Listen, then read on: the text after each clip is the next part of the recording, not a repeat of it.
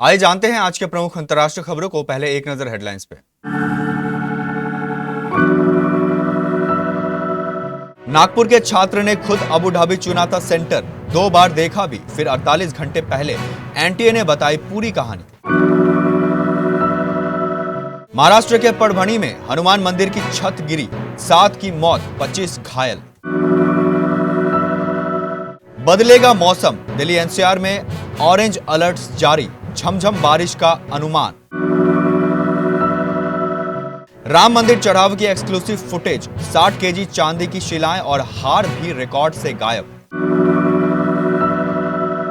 अब दोबारा दोस्त नहीं बन सकते, मेलेनी के साथ फोटो वाली बात पर फिर बोले ट्रंप। ईरान, अमेरिका और इजराइल, युद्ध से सबसे ज्यादा फायदे में कौन, जाने अर्थव्यवस्था को क्या मिला। गाजा के स्वास्थ्य संकट पर भारत से मदद की अपील। कॉकटेल 2 के बाद कृति सनन संग राइवलरी की खबरों पर रश्मिका मंदाना ने तोड़ी चुप्पी। 39 की उम्र में भी गजब की फुर्ती, रोहित शर्मा का धमाल। रोहित शर्मा और प्रसिद्ध कृष्णा ने मिलकर रचा इतिहास, 8 साल बाद भारत के लिए बना यह अनोखा रिकॉर्ड।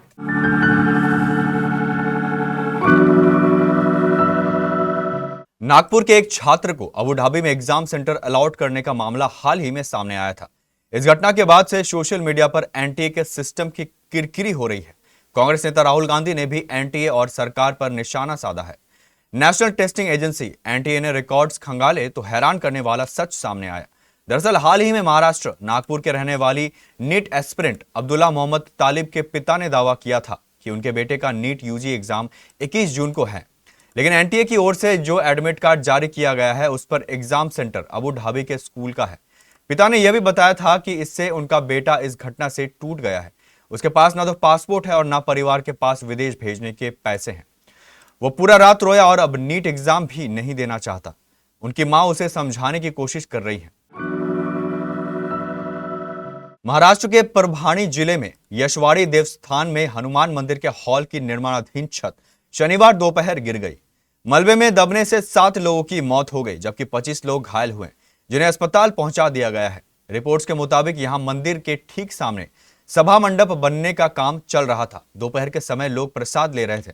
अचानक मंदिर का स्ट्रक्चर और पत्थर भरभराकर गिर पड़ा। हादसे का सीसीटीवी फुटेज भी सामने आया है।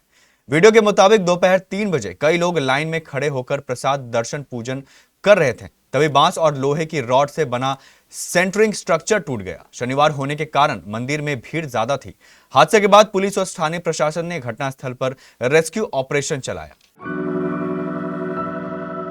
दिल्ली एनसीआर के आज फिर मौसम में अचानक बदलाव देखने को मिलेगा। आईएमडी के मुताबिक गुरुवार शाम को तेज हवाओं के साथ मध्यम से भारी बारिश हो सकती है। भारतीय मौसम विभाग ने इसके लिए ऑरेंज अलर्ट जारी किया है। आईएमडी के मुताबिक दिल्ली, नोएडा, गाजियाबाद, गुरुग्राम और फरीदाबाद में शाम 5 बजे से 7 बजे के बीच 50 से 80 किलोमीटर प्रति घंटे की रफ्तार से तेज हवाएं चल सकती है।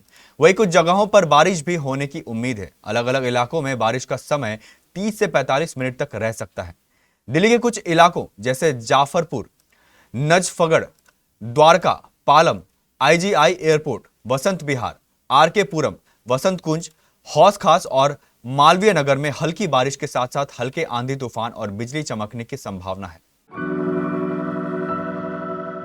राम मंदिर चढ़ावा चोरी मामले की एसआईटी जांच जारी है। इस बीच उन बहुमूल्य चढ़ावों से जुड़ी तस्वीरें मौजूद हैं जिनकी तलाश में एसआईटी जुटी हुई है। जानकारी के अनुसार राम मंदिर प्राण प्रतिष्ठा के दौरान रामलला को भेंट की गई मंदिर की नींव में रखे जाने के लिए दी गई चांदी की शिलाएं जांच की बड़ी पहेली बन गई है।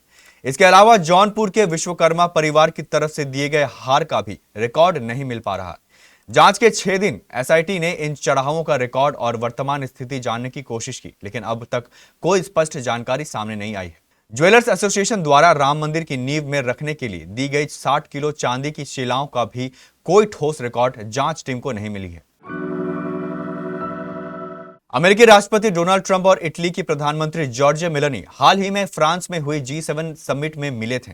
इस ग्लोबल समिट में शामिल होने भारत के प्रधानमंत्री नरेंद्र मोदी भी गए थे। फ्रांस में समिट के पूरा होने के बाद डोनाल्ड ट्रंप और जॉर्जिया मेलोनी के बीच फोटो खिंचवाने को लेकर विवाद खड़ा हो गया है। ट्रंप ने दावा किया है कि इटली के प्रधानमंत्री ने उनके साथ फोटो खिंचवाने के लिए मिन्नतें की। ट्रंप के इस बयान के सामने आने के बाद जॉर्जिया मेलोनी ने शुक्रवार 19 जून को सोशल मीडिया पर एक वीडियो शेयर करके ट्रंप के इन सभी दावों को खारिज कर दिया और कहा, ना मैं और ना ही इटली ने कभी किसी से भीख मांगी है। अब इस मामले को लेकर ट्रंप ने ट्रूथ सोशल पर पोस्ट शेयर किया है और कहा है कि जॉर्जिया मेलोनी उनसे फिर से दोस्ती करना चाहती है। हाल ही में हुए America Iran cease fire framework से ईरान को सबसे ज्यादा फायदा हुआ है। जेफरीज की हालिया ग्रिड एंड फियर रिपोर्ट में यह बात कही गई है। इसके अनुसार प्रस्तावित समझौता जियोपॉलिटिकल हालात में एक बड़ा बदलाव है। इसके ग्लोबल मार्केट पर दूरगामी असर हो सकता है। रिपोर्ट के मुताबिक इस ड्राफ्ट फ्रेमवर्क में ईरान के फ्रीज किए गए 24 अरब डॉलर जारी करने की बात कही गई है। साथ ही लंबे समय से चले आ रहे प्रतिबंधों को हटाए जाने की भी संभावना है। बातचीत औपचारिक रूप से शुरू होने से पहले ही आधी रकम मिलने की उम्मीद है। जेफरीज ने इस घटनाक्रम को इस बात का संकेत बताया है कि बातचीत में तेहरान का पलड़ा भारी रहा है। फिलिस्तीन दूतावास ने 20 जून 2026 को नई दिल्ली में भारत सरकार से तत्काल चिकित्सा सहायता प्रदान करने की अपील की। यह अनुरोध गाजा में लगातार बिगड़ती स्वास्थ्य स्थिति और चिकित्सा संसाधनों की गंभीर कमी को देखते हुए किया गया है। दूतावास के अनुसार अस्पतालों पर अत्यधिक दबाव है और आवश्यक दवाओं, चिकित्सा उपकरणों, ईंधन तथा रक्त भंडार की कमी के कारण स्वास्थ्य सेवाएं प्रभावित हो रही हैं। इस अपील ने एक बार फिर गाजा में जारी मानवीय संकट की गंभीरता को अंतर्राष्ट्रीय स्तर पर उजागर किया है। रश्मिका मंदाना इन दिनों अपनी आगामी फिल्म कॉकटेल 2 को लेकर सुर्खियां बटोर रही है। फिल्म में रश्मिका के साथ लीड रोल में शाहिद कपूर और कृति सैनन मुख्य भूमिकाओं में हैं।